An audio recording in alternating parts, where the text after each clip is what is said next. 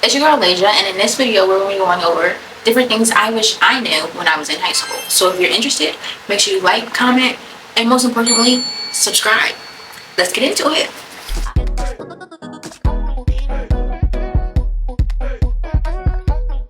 And I was going into high school. I was coming out of middle school, so I was very, very nervous. I'm like, oh my gosh, like I'm going into a building that's about to have tons more people than I've seen or have had in middle school.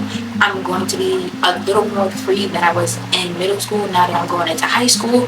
So I had so many different thoughts and things that I was thinking about in my head, and I didn't really know what to do or like what to expect. So I know there's a lot of people that are in the same boat, so I was like, why not just make a video about it? So for starters, I would definitely say do not be afraid to go into high school. Do not be afraid. Do not be afraid. Growth, you're going to be scared. It's a new experience. That's normal, you know. For me, I had really bad anxiety to the point where in middle school, sometimes I didn't even want to go in the hallway when the bell rang. So I knew when it was time for high school and that bell rang and everybody was out, I was going to have a panic attack.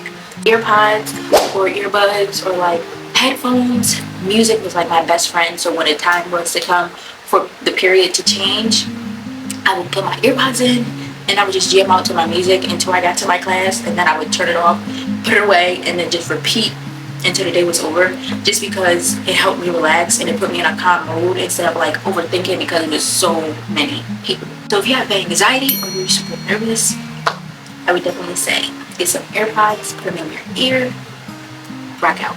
Just zone out.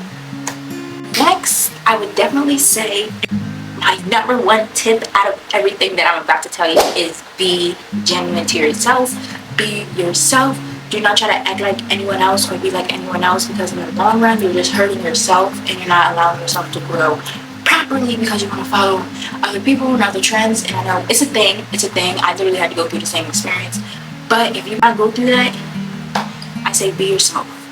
People are going to be drawn to you because of who you are and what you bring to the table and who you are. So if you're trying to act like other people, you're going to interact with the wrong kind of people, and that's literally just means that you're growth. Whereas if you're being yourself, you're going to get genuine friends that are actually interested in what you have to bring to the table. In middle school going into high school, you tend to like want to try different things, which there's nothing wrong with that. But being who you are is the number one tip, because that goes into the next thing. I feel like when you're not genuine to who you are, that can go into different things such as peer pressure. So now we're going to talk about peer pressure. So what is peer pressure? Peer pressure is when you go beyond your own belief and someone is trying to pressure you into doing something that you may not want to do, but because you feel like maybe why not, I'll try it. So you end up trying it because they're enabling you and more so trying to push something onto you. Very big thing, especially in high school, because you're growing, you're still learning who you are, and you're still trying to do different things to be the best you, and just trying to figure everything out. Now why that is happening, there's a lot of different things going on, such as puberty, changes in friend groups, just a whole bunch of changes in scenery because you're now in a bigger demographic. It's like it's a lot. So you're going through a lot of different emotions, and you may not know how to go through those emotions, and you may hang with the wrong people, and then that's when peer pressure comes in. They be like, hey, you want to try this? And you're in your head like, no, I don't. But then I really just met these people and I don't have any friends right now, and she's really pretty and I just want to be her friend, so I'm going to take a puff of this. It's, you know, it's not really a big deal. And she's like, you want to try it? And then you're like, no.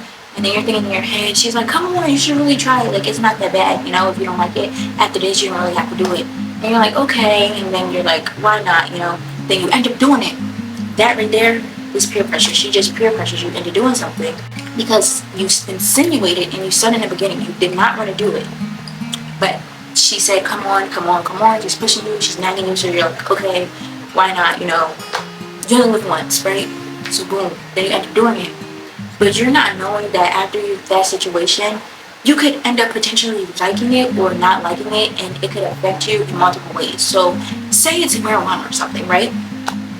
You end up trying it, boom, you don't like it, you freak out, like you're freaking out, like you're you're spazzing, you're going crazy.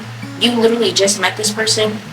So now they're looking at you like, oh my gosh, what is going on? Worst case scenario, they don't know what to do. You're literally in your head, things are going on, and now you just feel alone, and now you're in a position that you would have never been if you didn't like go through the peer pressure, which peer pressure is normal. We have to all go through things. So that's why I'm bringing awareness to peer pressure. In regards to peer pressure, please be aware. If you do not want to do something, you do not have to do it. It is okay to say no. It is okay to not fit in and be yourself. It is okay. You'd rather be safe than sorry. If you know something, you don't want to do something, stand on it. So that basically goes into my next topic about friends and things in regards to hanging with the correct people. Hanging with the correct people is a big deal. Not only a big deal in high school, but it's a big deal overall, like in your entire life. Even as an adult, it's a big deal for you to hang with the correct people because you are what you surround yourself around.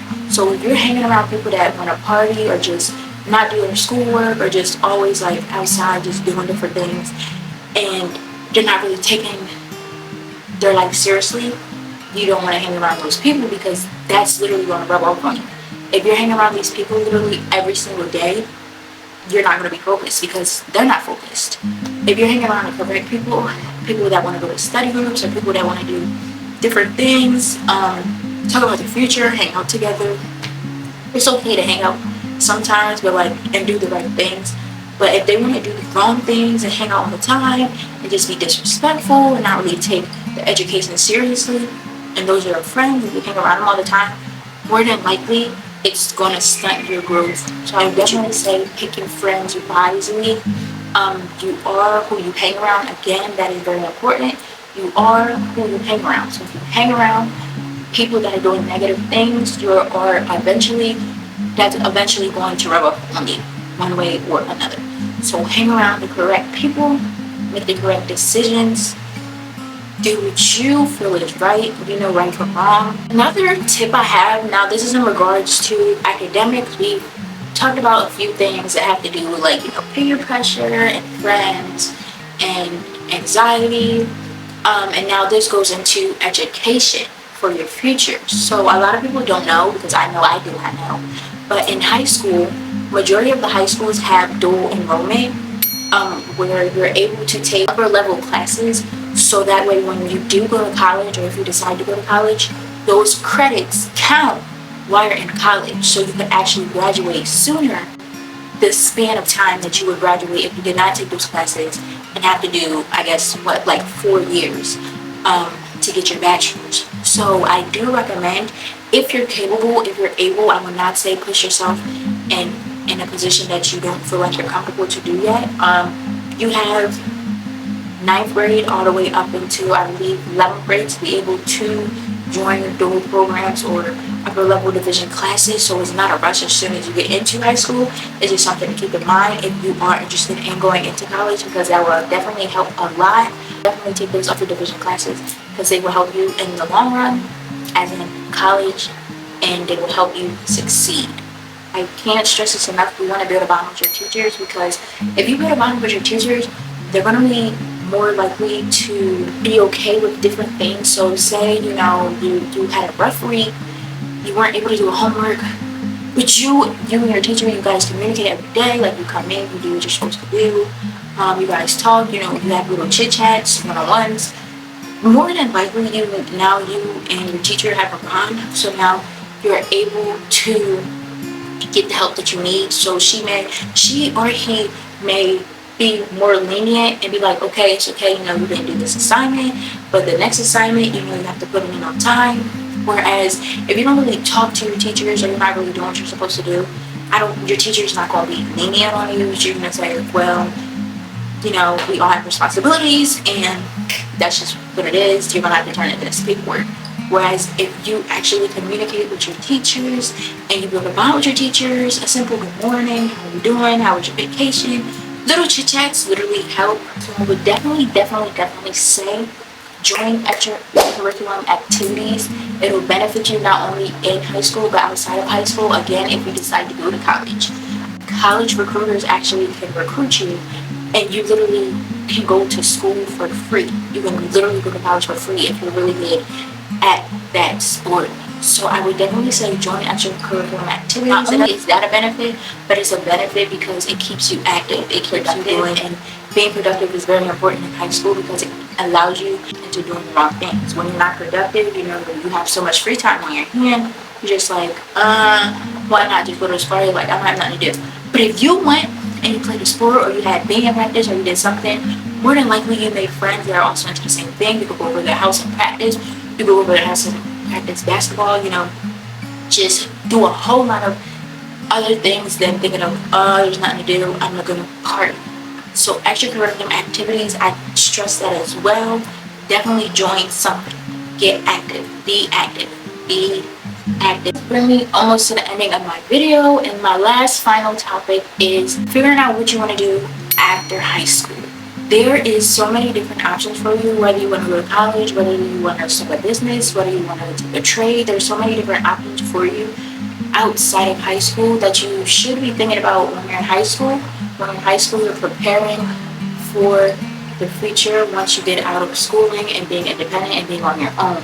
So I definitely would say you don't have to have it all figured out, but I definitely would keep it in your mind, have an idea of what you want to do, or start thinking about and dibbling and trying to dabble into different things. See if you like it, if you don't like it, see if it works for you, see if it doesn't work for you. You're not going to know unless you try it. You miss 1,000 of the chances that you don't take. So you just gotta do it, you just gotta try it. It is okay to be afraid when you're growing. You feel like you're in an uncomfortable position, but that's a part of life. You're going to be uncomfortable when you're growing, so that's what you want to feel.